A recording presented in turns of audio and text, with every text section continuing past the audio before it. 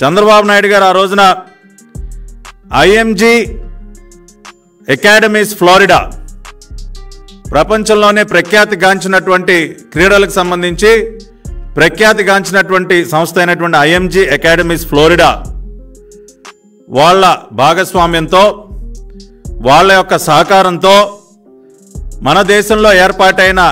IMG academies భారత private limited వారితో ఒక ఒప్పందం చేసుకుని ఒక ఎంఓయు కుదుర్చుకుని హైదరాబాద్ నగరంలో నగర చుట్టుపక్కల వాళ్ళకి భూములు కేటాయించడం జరిగింది. ఆ భూములలో కేటాయించినటువంటి భూములలో క్రీడలకు సంబంధించి స్టేడియంస్ కానివ్వండి, ట్రైనింగ్ సెంటర్స్ కానివ్వండి, ఇంకా అనేక రకాలైనటువంటి మౌలిక సదుపాయాలు ఐఎంజీ అకాడమీస్ భారత ప్రైవేట్ లిమిటెడ్ వారు ఏర్పాటు చేసే విధంగా వాళ్ళతో మరి ఒప్పందం చేసుకుని దాదాపుగా 1-2 కాదండి 700 కోట్ల రూపాయలు ఐఎంజీ అకాడమీస్ భారత ప్రైవేట్ లిమిటెడ్ వారు ఆనాటి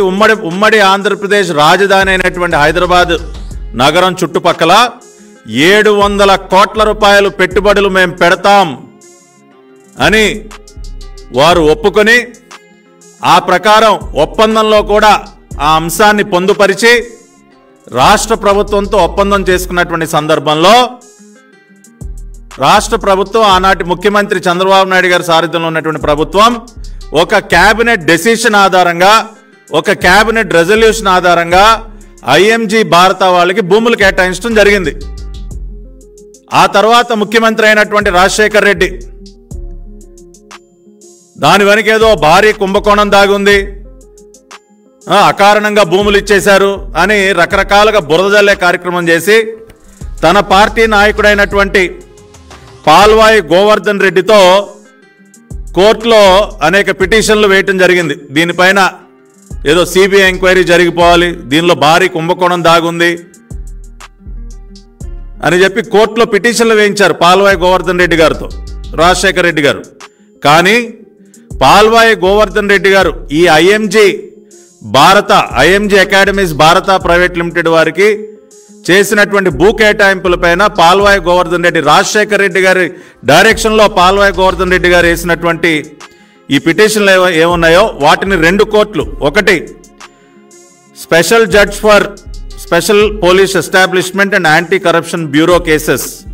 సిటీ సివిల్ కోర్ట్ హైదరాబాద్ ఏది ఏసీబీ కేసుకు సంబంధించి ఉన్నటువంటి కోర్టు ఏదైతే ఉందో కరప్షన్కి సంబంధించి ఏర్పడినటువంటి కోర్టు స్పెషల్ జడ్జ్ వారు పాల్వాయి గోవర్ధన్ రెడ్డి గారు వేసినటువంటి పిటిషన్ని డిస్మిస్ చేశారు. మీరు చెబుతున్న విధంగా దీనిలో ఎటువంటి కుంభకోణం లేదు, ప్రభుత్వం తీసుకున్నటువంటి నిర్ణయం సరైనదే, దానిని తప్పుపట్టాల్సిన అవసరం లేదని చెప్పి ముందుగా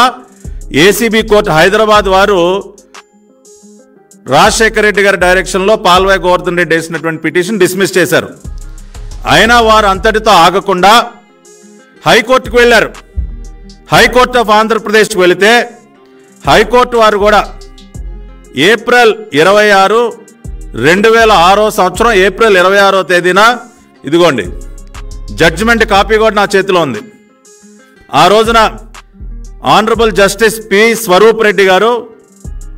ఏసీబీ కోర్టు ఏదైతే తీర్పు ఇచ్చిందో అది సరైనదే, ఐఎంజీ భారత వాళ్ళకి ఇచ్చినటువంటి భూ కేటాయింపుల్లో ఆనాటి రాష్ట్ర ప్రభుత్వాన్ని తప్పుపట్టాల్సిన అవసరం లేదు అంటూనే అనేక అంశాలని తన తీర్పులో పొందుపరిచింది. ఆనరబుల్ జస్టిస్ స్వరూప్ రెడ్డి గారు ఇప్పుడు జడ్జిమెంట్లో ఆయన అన్న మాటలు కూడా నేను చదివి వినిపిస్తా. అంటే వాస్తవాలు ఈ రకంగా ఉంటే ఇవాళ తాడేపల్లి జీతగాడు సజ్జల రామకృష్ణారెడ్డి కానీ వైసీపీ నాయకులందరూ ఇష్టం వచ్చినట్టు మరుగుతా ఉన్నారు. ఇంకేముంది 1,00,00,000 కోట్ల కుంభకోణం ఐఎంజీ